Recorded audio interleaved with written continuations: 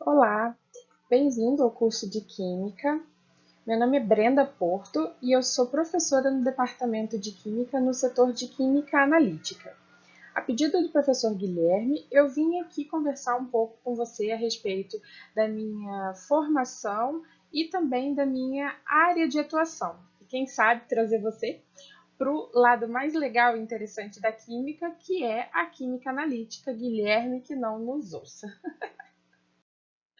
Bem, para começar, eu queria falar um pouquinho das minhas origens, né? Então, eu nasci no estado do Rio, na cidade de Arraial do Cabo, que é uma cidade que fica no litoral norte do estado do Rio.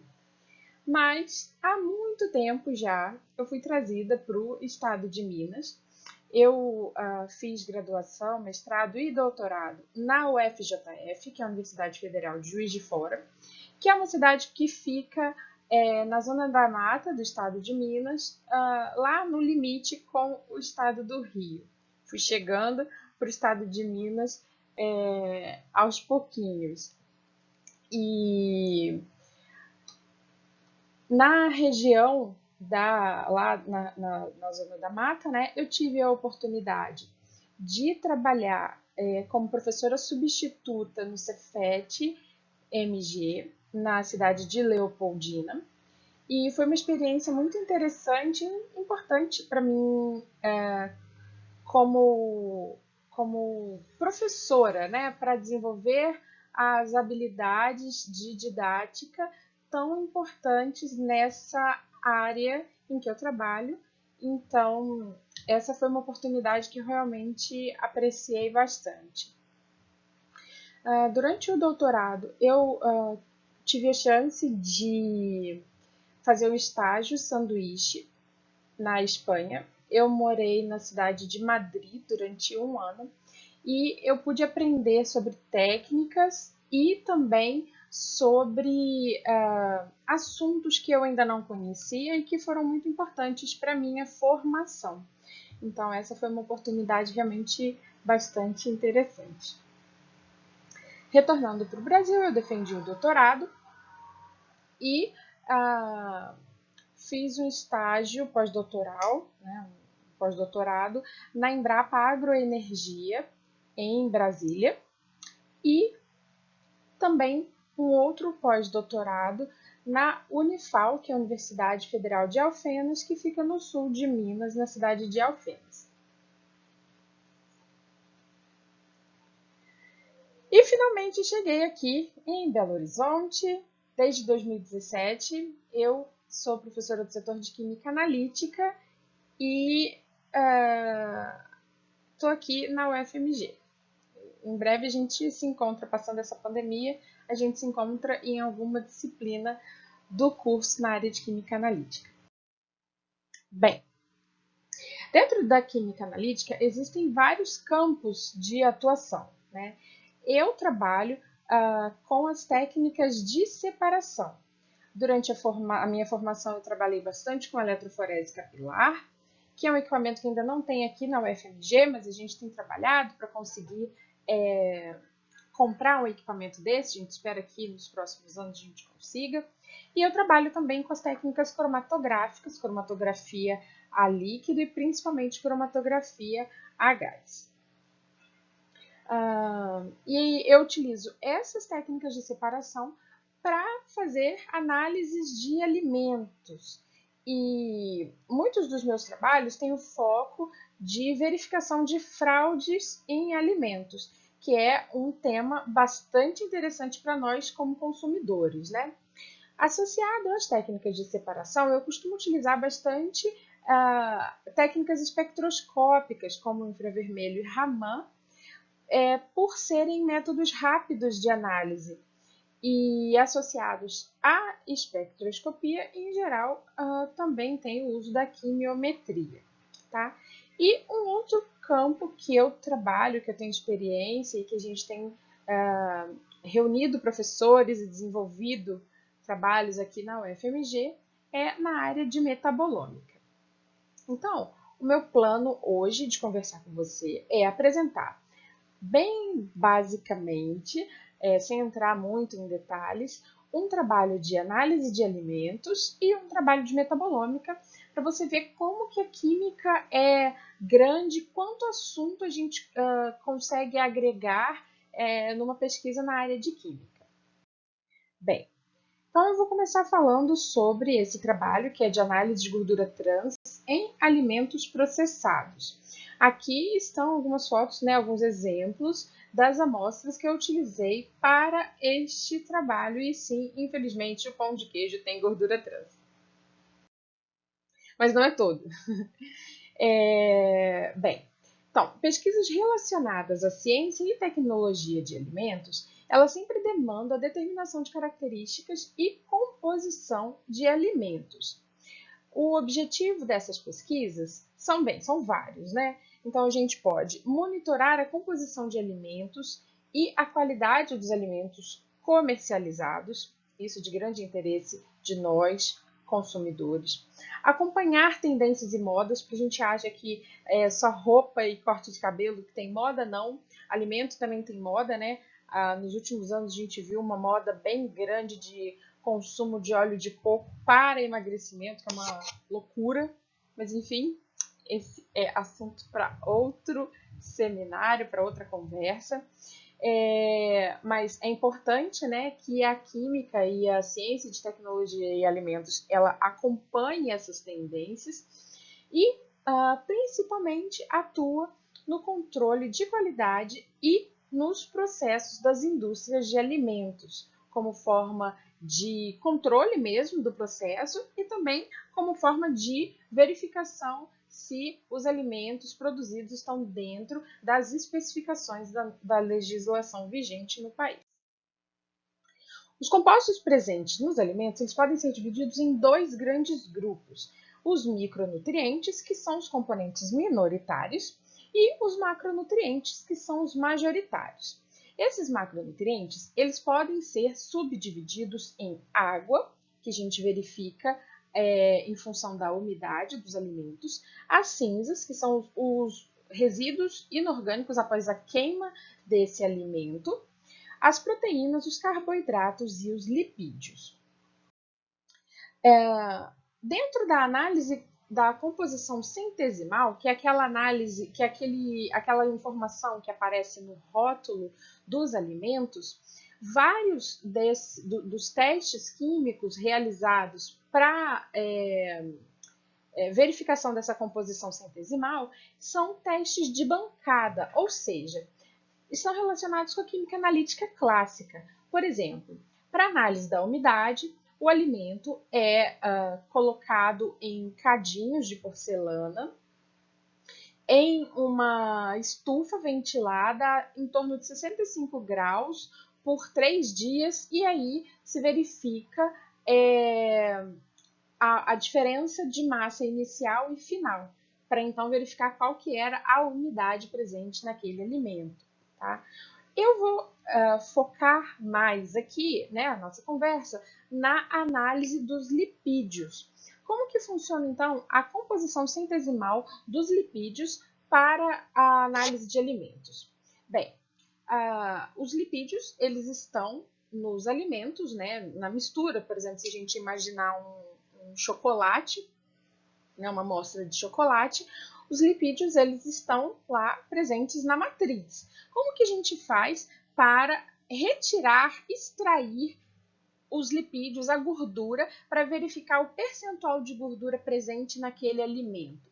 São utilizadas misturas de solvente, e esses solventes eles precisam ter um caráter mais apolar, já que os lipídios, as gorduras, eles são apolares, e assim, dessa forma, entrando em contato com a matriz chocolate, né, que foi o exemplo que eu utilizei, a gente consegue então extrair a gordura deste alimento.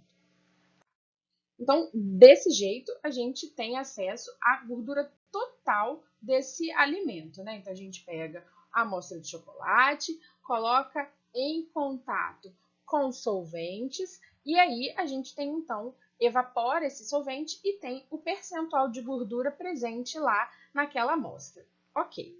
Isso é para a composição centesimal. Mas e se o meu interesse for num tipo específico de gordura? Ao invés de saber o total de gordura presente, eu quero saber se tem gordura trans ou se tem ômega 3 naquele alimento, né? Quanto de ômega 3 que tem naquele alimento.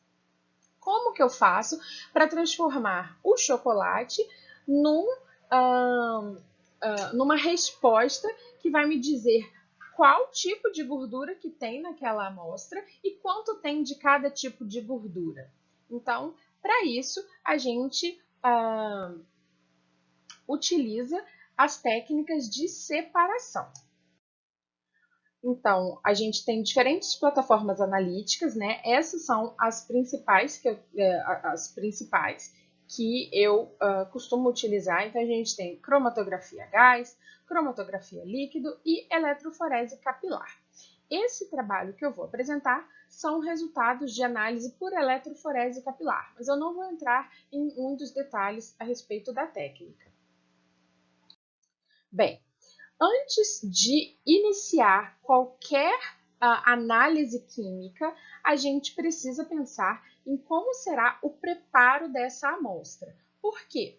Diferentes solventes, eles apresentam diferentes polaridades e vão extrair diferentes compostos daquela amostra. Então, o preparo de amostra é o coração, é a parte principal de toda a química analítica. Se o preparo de amostra não for bem feito, toda análise está comprometida. Essas foram as amostras que eu utilizei nesse trabalho.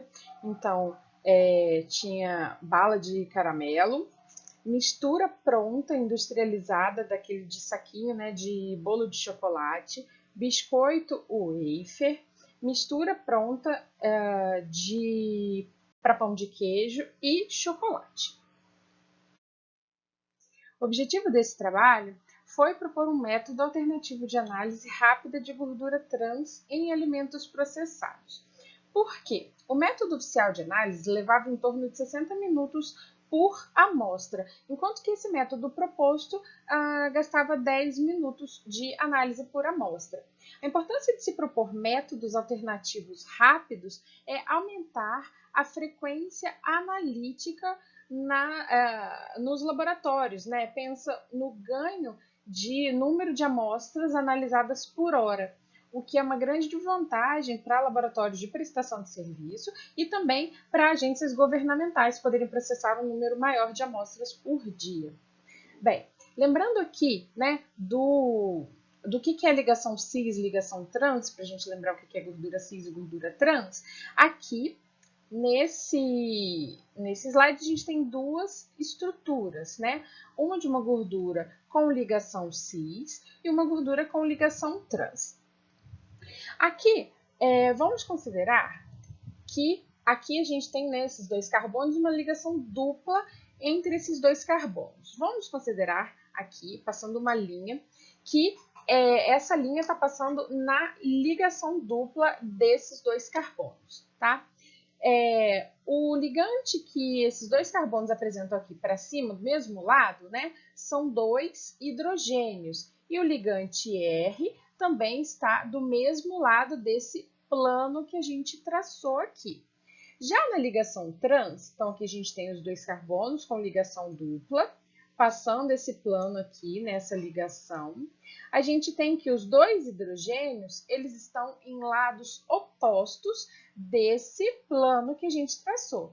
E os dois ligantes R também estão em lados opostos. Ou seja, essa é uma ligação trans.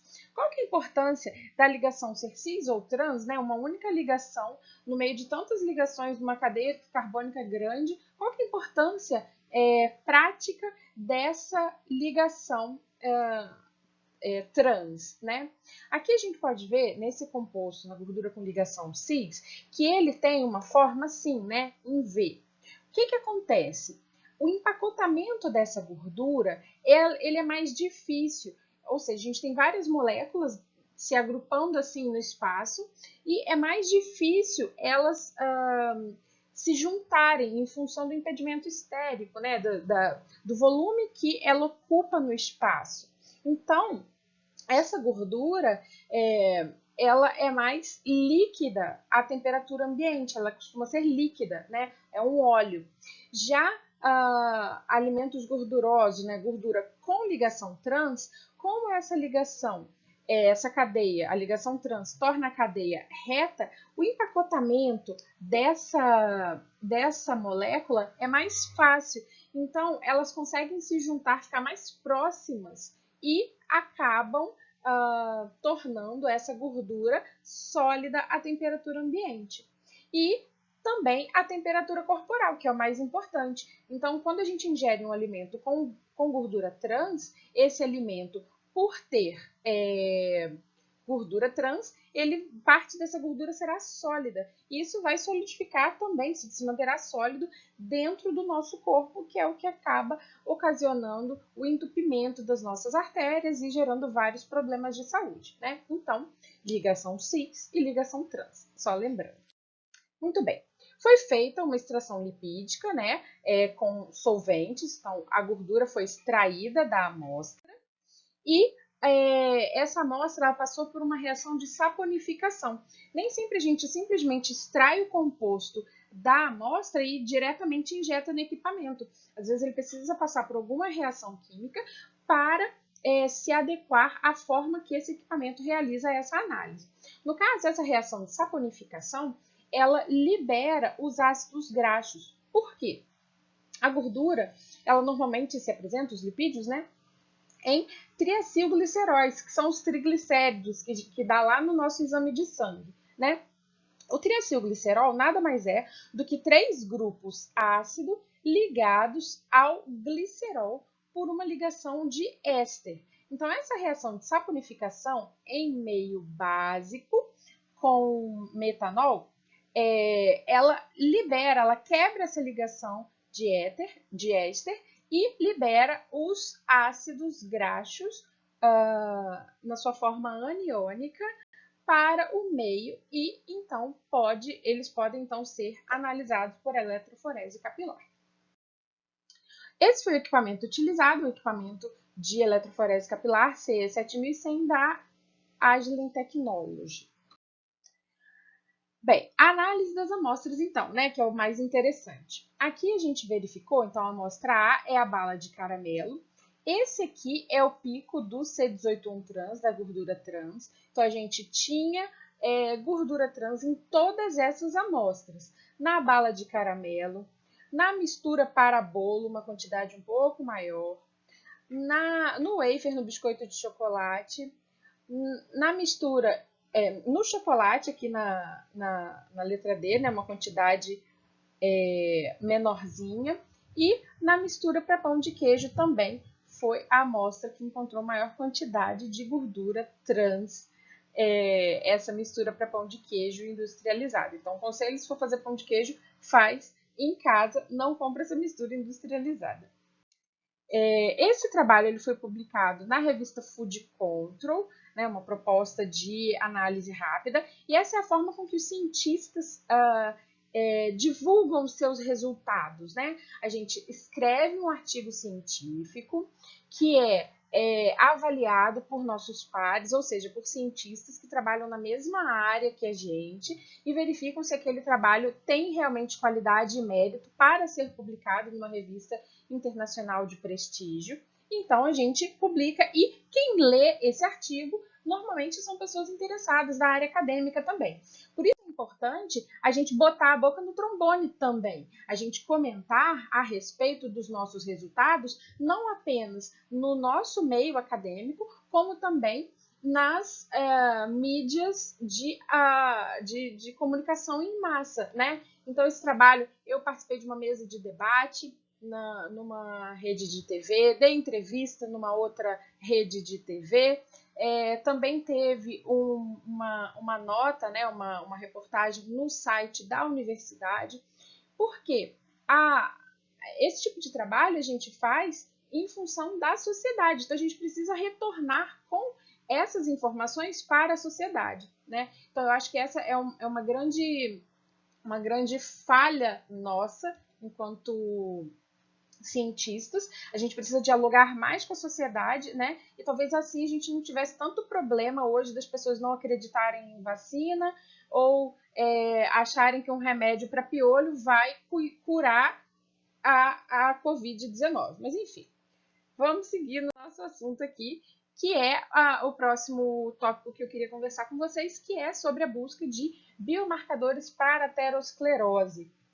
Né? A aterosclerose ela é uma enfermidade cardiovascular onde as artérias elas entopem, né? Vai crescendo gordura, algum tipo de trauma naquelas artérias, que elas vão, esse trauma vai crescendo e vem a entupir, né, essas vias. E em algum momento, um ateroma, ou seja, um pedaço, uma parte daquela gordura se solta e viaja dentro dos nossos vasos sanguíneos, até que ele encontra um vaso de menor diâmetro e acaba entupindo a passagem de sangue nesse vaso. E aí acontece um infarto do miocárdio ou então um aneurisma, tá? Então, nesse trabalho, o que eu fiz foi tentar encontrar biomarcadores para essa enfermidade. Mas qual que é o conceito de biomarcadores?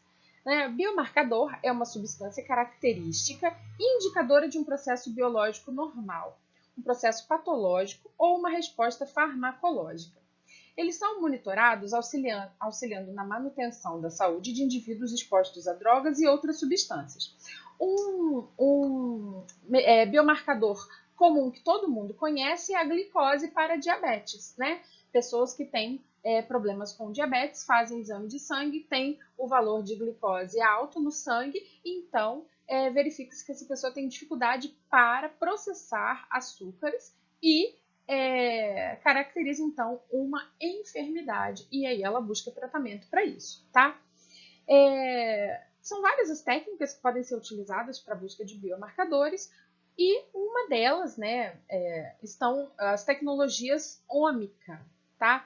Que tá genômica, transcriptômica, proteômica, metabolômica, todas elas podem estar relacionadas na identificação de novos biomarcadores para doenças e outros processos fisiológicos. Bem, a genômica, ela cuida, né, do conjunto do material genético de um sistema biológico. O transcriptoma é o conjunto dos transcritos de RNA.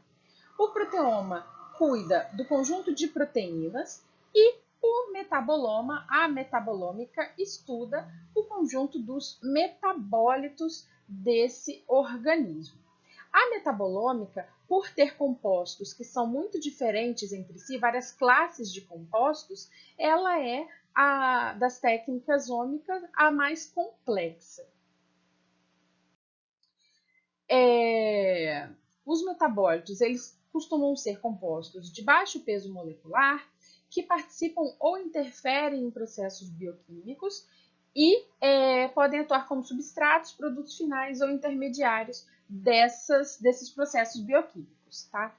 Exemplos de metabólitos são açúcares, aldeídos, cetonas, aminas, aminoácidos, lipídios, terpenos. Então, tem uma grande quantidade de classes de compostos diferentes que podem ser metabólitos e que são estudados pela metabolômica. Dentro da metabolômica existem dois viés de estudos, a análise target e a análise untarget. O que significa análise target? É como o trabalho que eu descrevi anteriormente. Qual que era o objetivo do trabalho? Análise de gordura trans, ou seja, eu tenho a amostra de chocolate. Na amostra de chocolate eu tenho todos pensando na composição centesimal daquele alimento, eu tenho gordura, proteína, açúcares, né, carboidratos, tenho umidade, tenho várias classes de compostos, né, dos macronutrientes e também alguns micronutrientes, mas dentro daquele universo eu escolhi estudar a gordura trans. Então, dentro de gordura ainda afunilei mais. Então, análise target é quando a gente sabe exatamente o que a gente quer analisar. Então, a gente tem um alvo específico. Então, na metabolômica target, a gente faz análise de metabólitos em que a gente conhece a presença desse metabólito, a gente sabe a importância dele, a gente tem uma estimativa do percentual, da concentração dele naquela determinada matriz. Então, a gente tem bastante informação a respeito do sistema. Na metabolômica on-target, a gente não conhece o sistema ou a gente não tem informações a respeito daquele sistema para o que a gente está buscando, tá? Nesse caso, desse trabalho que eu estou apresentando, é busca de biomarcadores para a aterosclerose. Então, nesse caso, a gente faz um estudo geral daquela amostra. Por isso, geralmente são utilizadas várias plataformas analíticas e não apenas uma. Então, a gente utiliza eletroforese capilar, utiliza cromatografia gás, cromatografia líquido, utiliza também RMN, tá? Ressonância magnética nuclear, para a gente obter uma impressão digital, o máximo de informação que a gente pode a respeito daquela amostra. E aí a gente conseguir inferir alguma informação sobre aquela amostra com a ajuda de análise estatística.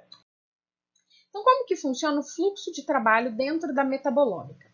A primeira parte é pensar num desenho experimental. E essa parte ela é muito importante. Por quê? A gente precisa ter uma pergunta específica e propor um trabalho, um estudo que consiga responder aquela pergunta, né? Muitas vezes a gente vê trabalhos que fogem do escopo original, inicial, proposto, porque eles têm uma pergunta, mas o experimento proposto não responde exatamente aquela pergunta, tá? Então, o desenho experimental é fundamental para um bom estudo. Isso não só em metabolômica, mas como em todos os estudos científicos, né? Então, em geral, a gente tem 2 ou mais grupos de amostra, digamos aqui a amostra A, o grupo A e o grupo B, e a gente tem uma questão metabólica, uma pergunta que a gente quer responder. Então, qual a diferença entre os metabólitos do grupo A e B? Digamos que o grupo A seja pessoas que têm uma enfermidade X e o grupo B, pessoas que não têm a enfermidade. Depois que a gente fez o desenho experimental, pensou no número de amostras, conseguiu coletar aquelas amostras, aí a gente passa para a nossa parte principal no fluxo de trabalho de metabolômica, que é o preparo da amostra e a análise química. Nesse ponto, a gente vai estudar quais os solventes serão utilizados nesse preparo de amostra, o quanto a gente vai interferir, qual o foco que a gente vai dar, porque se a gente usa solvente mais polar, a gente extrai alguns compostos, se a gente usa solvente mais apolar, a gente extrai outra classe de compostos, enfim. Depois disso, do preparo de amostra, a gente faz as análises por eletroforese, cromatografia líquida e a gás e RMN, como eu tinha comentado, e a gente passa para o tratamento estatístico, para o pré-processamento e análise de dados, pode ser univariado e multivariado. Vocês vão ver no curso de Química, vocês vão ter disciplinas obrigatórias, acho que uma disciplina obrigatória de Estatística. Deem importância a esse curso. A princípio a gente fica assim, não sei como é que eu vou aplicar isso, mas ele é muito importante para o curso de Química, para o químico em geral, mesmo que não seja o químico analítico, as outras áreas também usam a estatística, mas a química analítica é a que mais utiliza a química analítica. A gente tem no curso de Química algumas disciplinas optativas que estão relacionam a estatística com a química, que são chamadas de quimiometria. São disciplinas super importantes que eu recomendo que todo mundo faça, porque dão uma noção melhor sobre o trabalho inicial aqui do desenho experimental para a gente conseguir responder melhor a pergunta que a gente está fazendo no início, Então, essa parte de análise de dados é uma etapa bastante lenta do trabalho de metabolômica. E após essa etapa de análise de dados, a gente consegue, então, uma lista de compostos, uma lista de metabólitos, de candidatos a biomarcadores. Então, vem a última etapa do trabalho, que é a identificação desses compostos e a interpretação biológica. Aqui vai entrar a bioquímica, que a gente também aprende no curso de química, né? Tem a disciplina de bioquímica, é uma disciplina muito interessante, bastante complexa, gigantesca, mas tem um conteúdo muito interessante e importante para a gente como químico e principalmente para quem quer trabalhar nessa área de metabolômica, nessa área de química analítica, mas também para quem vai trabalhar com várias áreas de orgânica, de inorgânica, de físico-química, que permeiam, né? A química é uma ciência muito interessante porque ela tem várias interfaces, né? Então, todas as áreas da química podem ter interface com estatística e com bioquímica. Então, o curso de bioquímica também é bastante interessante e muito importante para o nosso curso. E, finalizando então o fluxo de trabalho, vem a validação experimental, que nada mais é do que voltar aqui para o desenho experimental. A gente pega um novo conjunto de amostras que não participou dessa primeira etapa e realiza a análise, faz o processamento estatístico e verifica se a gente encontrou os mesmos resultados do primeiro grupo. E aí sim a gente consegue escrever e publicar esse artigo. Então dá bastante trabalho. As amostras que se pode trabalhar com metabolômica são inúmeras, né? A gente pode trabalhar com leite materno, ou também leite de vaca, se quiser fazer, ou leite de outra fonte, né? Leite de cabra, se a gente quiser fazer algum estudo em função daquele organismo, daquele animal, né?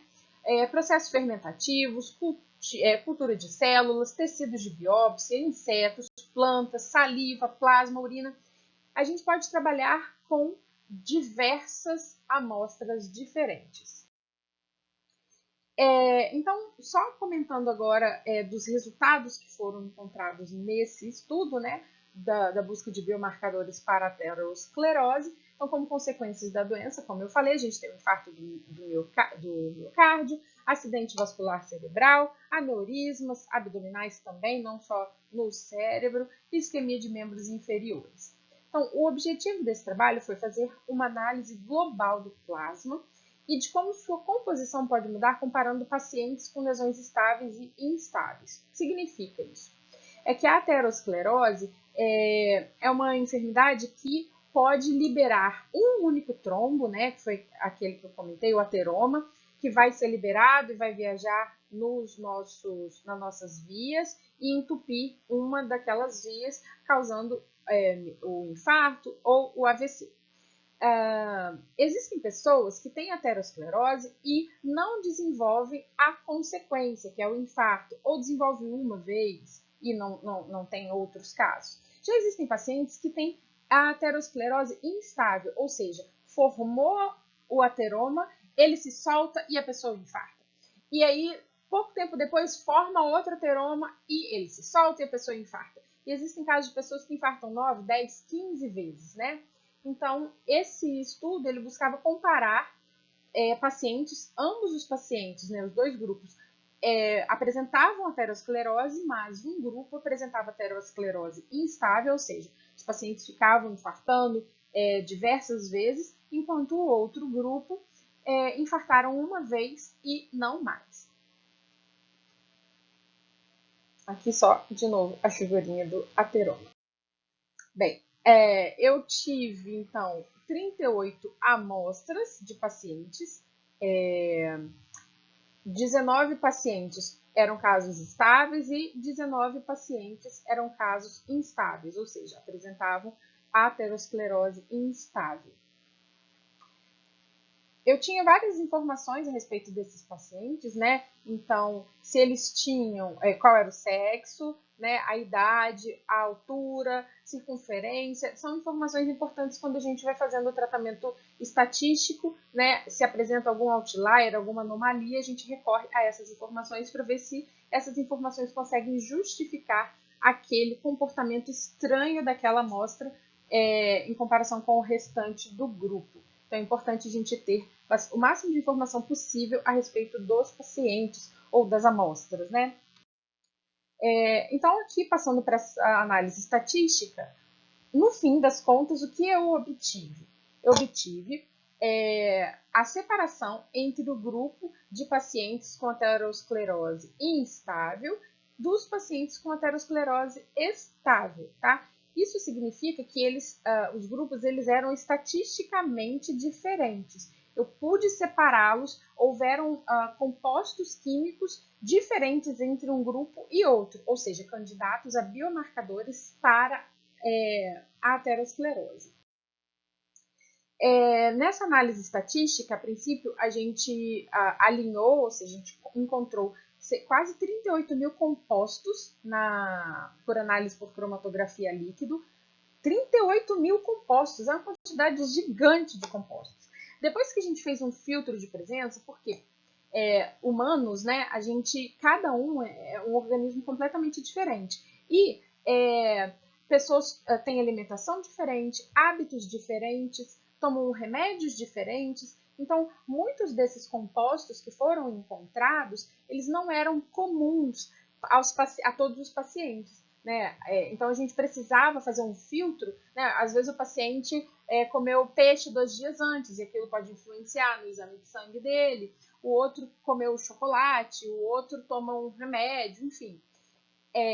Esses compostos que não aparecem constantemente em pelo menos 90% dos pacientes de um dos grupos, eles são filtrados. Depois desse filtro, a gente fica com 1.200 compostos, cerca de 1.200 compostos, né? Diminui bastante.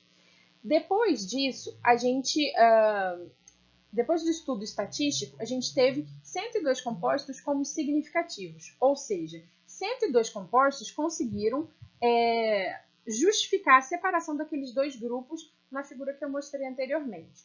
Desses 102 compostos importantes estatisticamente, 38 deles foram identificados, ou seja, quase 60%, mais de 60% dos compostos que foram tidos como significativos, eles não puderam ser sequer identificados. Então, a gente não sabe que compostos são esses, né? Então, estudos posteriores são necessários para descobrir quais compostos podem ser esses.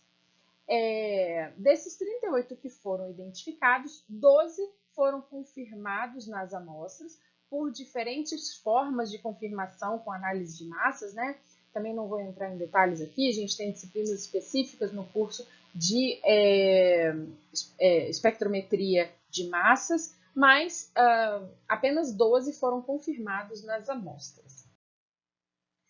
E foram esses 12 compostos, né? A gente teve alguns compostos que estavam aumentados no grupo de pacientes com aterosclerose instável, outros estavam diminuídos, né? E é interessante a gente verificar, por exemplo, o lisopc-25 é um ácido graxo ômega 3, está relacionado com ácido graxo ômega 3, que é mais baixo nos pacientes com aterosclerose instável. Ou seja, pode-se inferir que pacientes com aterosclerose instável consomem, por exemplo, menos ômega 3, menos peixes, como salmão e sardinha, que são ricos em ômega 3, né? E acabam dando uma melhor estabilidade para o nosso sistema cardiovascular. Né? Então, é interessante ver esse tipo de informação aparecendo nos compostos que foram tidos como importantes para esse estudo, estatisticamente importantes, né? E aí a gente fez uma validação desse estudo. Foram analisados outros 2 grupos de amostras, né, estáveis e não estáveis, e essas amostras, aqui em verde, elas foram previstas no modelo estatístico anterior. Então, aqui, as amostras em verde, que são do grupo de amostras de pacientes com aterosclerose instável, eles foram previstos no grupo de pacientes com aterosclerose instável. O interessante é que essas amostras elas foram coletadas 6 anos antes desse estudo estatístico ser realizado. Ou seja, foi coletada a amostra e o paciente foi acompanhado durante 6 anos para verificar se ele infartaria outras vezes ou não. Então, o sangue coletado 6 anos antes já continha informação de que aquele paciente desenvolveria aterosclerose instável. A mesma coisa para os pacientes do grupo de aterosclerose estável. Então, isso é interessante para estudos futuros, né, para medicina personalizada, né? Ainda não é, para hoje, mas quem sabe daqui a 50 anos, né, a gente vai ter nos hospitais equipamentos que possam fazer a análise, pegam uma quantidade de sangue e fazem a análise do nosso sangue e conseguem verificar, né, daqui a 20 anos você pode desenvolver tal doença, daqui a 10 anos você pode desenvolver tal doença, e tendo esse prognóstico, né, essa informação muito antes, a gente tentar mudar os nossos hábitos, tentar cuidar para que essa doença realmente não acabe se desenvolvendo. Então, como conclusões, né, foi possível encontrar as diferenças entre os dois grupos de aterosclerose estudados. Os metabólitos encontrados estão diretamente relacionados com a alimentação dos pacientes. E a etapa final desse trabalho é realizar uma análise target, ou seja, aqueles compostos que foram identificados como importantes como possíveis biomarcadores em outras 700 amostras restantes desse estudo. Foi um trabalho posterior.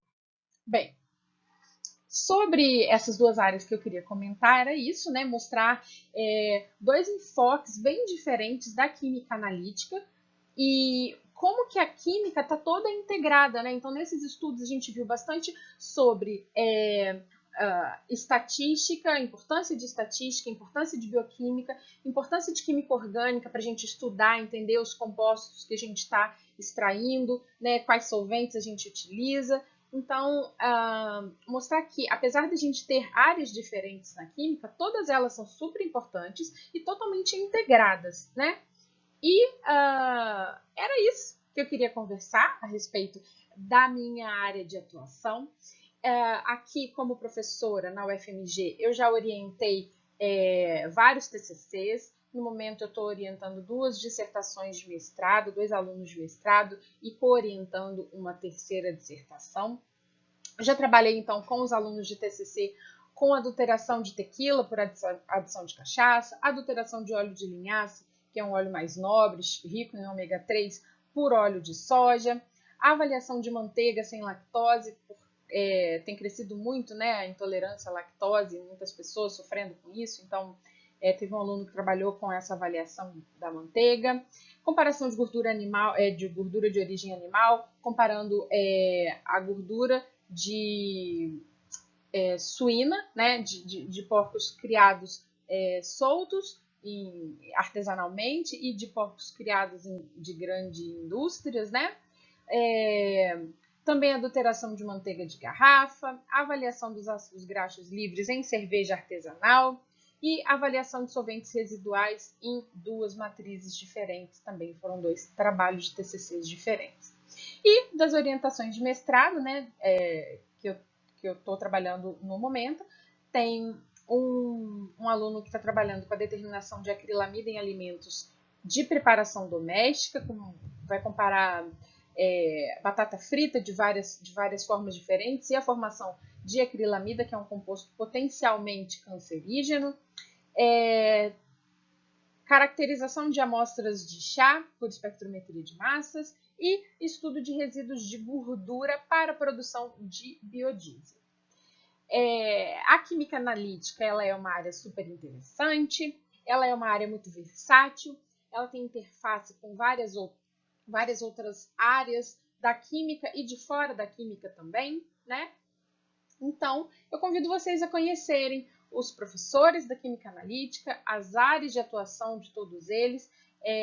Deem uma olhada, né, no Somos UFMG, tem na página da universidade, tem o perfil de todos os professores, vocês conseguem acessar o nosso currículo Lattes e ter informações a respeito do que cada um de nós trabalhamos, né? No início da apresentação eu deixei o meu e-mail e caso algum de vocês tenha curiosidade, queira conversar a respeito de algum dos temas que eu citei aqui, vocês podem entrar em contato comigo e a gente pode seguir com essa conversa, tá bom?